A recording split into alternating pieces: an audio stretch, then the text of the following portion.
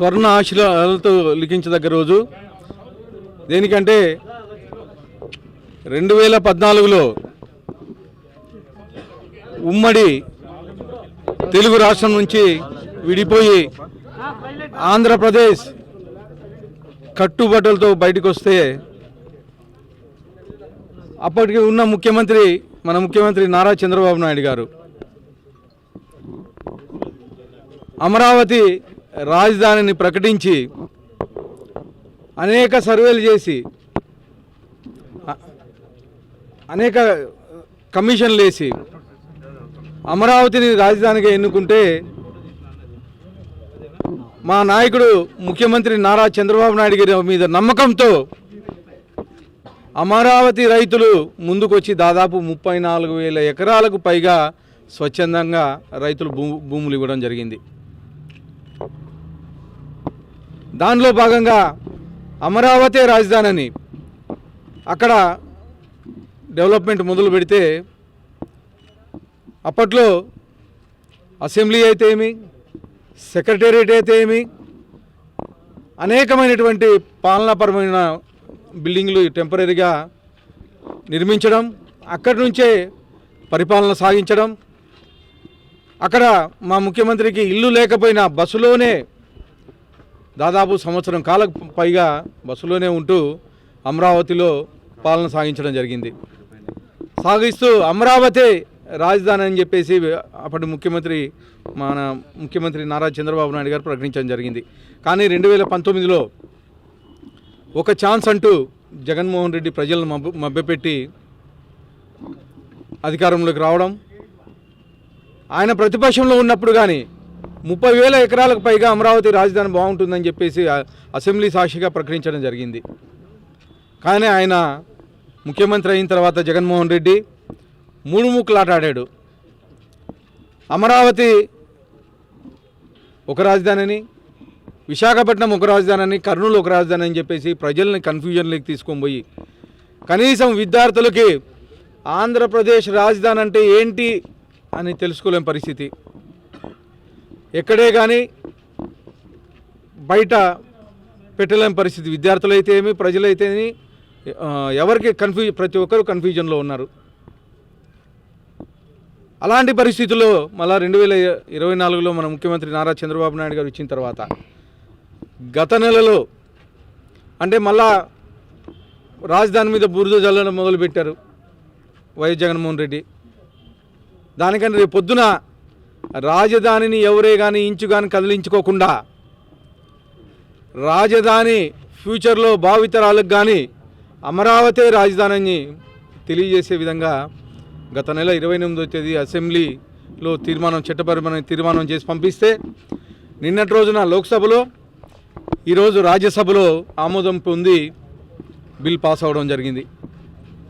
దానికన్నా ఈరోజు మన ఆంధ్రప్రదేశ్కి స్వర్ణ అక్షరాలతో లిఖించదగ్గ రోజు. ఈరోజు జగన్మోహన్ రెడ్డి మాట్లాడుతున్నాడు, మళ్ళీ ఏదో మచిలీపట్నం అంటాడు, విజయవాడ అంటాడు, గుంటూరు అంటాడు, దానికన్నా ఏదో పేరు పెట్టాడు ఒకటి మావిగన్ అని, అంటే మా జగన్ అని వచ్చినట్లా మావిగన్ అని ఏదో పేరు పెట్టి ఒక పిచ్చి ఆలోచనలు. గతంలో పిచ్చి తుగ్గులకు పాలన చేశాడు, మళ్ళీ ఈరోజు పిచ్చి ఆలోచనలు చేస్తూ ఉన్నాడు. గతంలో మూడు ముక్కలాట ఆడి అమరావతి రాజధాని మూడు ముక్కలాడితే కేవలం 11 సీట్లే ఇచ్చారు. ఈరోజు మళ్ళీ ఏదో మావిగన్ అని చెప్పేసి ఒకటి తీసుకొచ్చావు. కనీసం ఆ 11 సీట్లు కానీ రాకోకుండా నేను పూర్తిగా ఇంట్లోనే కనీసం ఇప్పుడైనా ఎమ్మెల్యేగా ఉన్నావు. ఇలాగే చేసుకుంటూ పోతే కనీసం ఫ్యూచర్లో ఎమ్మెల్యేగా కానీ కాలేవని జగన్మోహన్ రెడ్డి అని చెప్పి చెప్తా ఉన్నాం.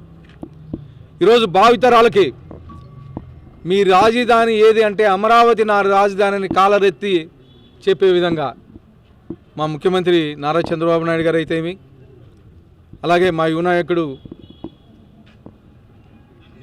ఐటీ శాఖ మంత్రులు నారా లోకేష్ గారు అయితేమి, మా ఉప ముఖ్యమంత్రి పవన్ కళ్యాణ్ గారు అయితేమి, వీళ్ళందరి కృషితో ఈరోజు అమరావతి ఏకైక రాజధాని అని చెప్పేసి తీర్మానం చేయడం జరిగింది పార్లమెంట్లో. దానికి ప్రత్యేకంగా గౌరవనీయులు ప్రధానమంత్రి నరేంద్ర మోడీ గారికి, అలాగే గౌరవ ముఖ్యమంత్రి నారా చంద్రబాబు నాయుడు గారికి, గౌరవ ఐటీ శాఖ మంత్రులు నారా లోకేష్ గారికి, గౌరవ ఉప ముఖ్యమంత్రి పవన్ కళ్యాణ్ గారికి ప్రత్యేకంగా అనంతపూర్ ప్రజల తరపున ధన్యవాదాలు తెలుపుతాం. ముఖ్యంగా అక్కడ భూములు ఇచ్చిన రైతులకి అన్యాయం జరిగిందని చెప్పేసి వైసీపీ కార్యకర్తలు నాయకులు కొన్ని ప్రలోభాలు పలుకుతుంటారు, మీరేమంటారు? భూములు ఇచ్చిన రైతులు నువ్వు పరిపాలన చేసేటప్పుడు దాదాపు 1600 రోజులు ధర్నాలు చేశారు నీ పరిపాలనలో. కనీసం వాళ్ళని కనికరించిన దాఖలాలు లేవు. పోలీసులతో కొట్టించావు, రౌడీలతో కొట్టించావు. ఆ రోజు నీకు కనపలేదా రైతులు అన్యాయమైపోతారని చెప్పేసి?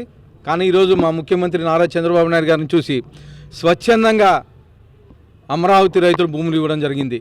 30,004 ఎకరాలు సరిపోవంటే మళ్ళీ ఈరోజు ఐటీ ఇండస్ట్రీస్ రావడానికైతేమి, ఎయిర్పోర్ట్ నిర్మించడానికైతేమి, అనేకమైనటువంటి ఇన్స్టిట్యూట్స్ నిర్మించడానికైతేమి, ఇంకా ల్యాండ్ అవసరమైతే మేము ఉన్నాం అమరావతి రైతులు, మేము ఇంకా ల్యాండ్ ఇస్తామని చెప్పేసి ధైర్యంగా ముందుకు వచ్చిన పరిస్థితి. కానీ ఈరోజు ఇంకా ధైర్యంగా ఉన్నారు అమరావతి రైతులు. మా రాజధాని అమరావతి ఉంటుంది, మా పిల్లలు మా భావితరాలు భవిష్యత్తు బ్రహ్మాండంగా ఇక్కడ ఉంటుందని చెప్పేసి ఆలోచించి ఈరోజు ఇంకా మీకు ఏం కావాలంటే చెప్పండి, ఎన్ని ఎకరాలు కావాలంటే చెప్పండి అని చెప్పేసి ముందుకు వచ్చే పరిస్థితి. కానీ జగన్మోహన్ రెడ్డి నీ హయాంలో కనీసం ఎక్కడన్నా ఒక ఎక్కడన్నా విశాఖపట్నంలో కానీ లేకపోతే కర్నూలులో కానీ అమరావతిలో కానీ ఒక ఎకరా ల్యాండ్ పూలింగ్ చేసావా? ఎక్కడన్నా ఒక సెంటు డెవలప్ చేసావా? ఎక్కడన్నా ఒక ఇండస్ట్రీ తీసుకొచ్చి పెట్టావా అని చెప్పేసి అడుగుతా ఉన్నాను. కేవలం మా ముఖ్యమంత్రి నారా చంద్రబాబు నాయుడు గారు, మా యువ నాయకుడు నారా లోకేష్ గారి కృషితోనే ఈరోజు అమరావతి ఏకైక రాజధాని. భవిష్యత్తులో కానీ ఎవరు ఒక ఇంచు కదిలించే లేకుండా చట్టం తీసుకొని వచ్చాము ఈరోజు మేము. ఓకే.